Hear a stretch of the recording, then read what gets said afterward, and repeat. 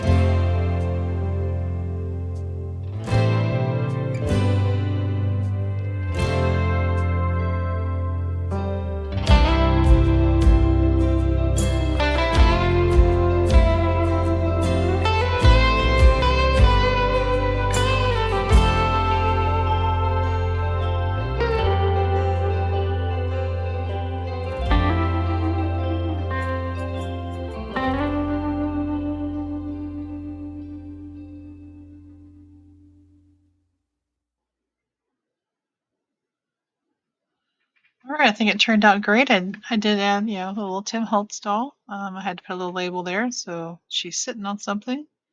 But I've got my postage stamp. I've got a butterfly and that jelly print from last week, and a Tim Holtz doll, and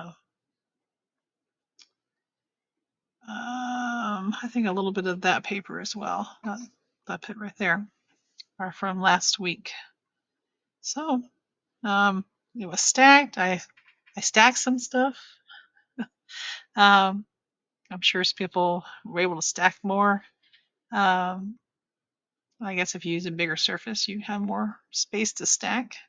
I did try to put something here, like a button, that just seemed kind of out of place, so I just opted not to. And I almost did some mark making, but if I don't feel it, just don't do it, right? All right, you guys.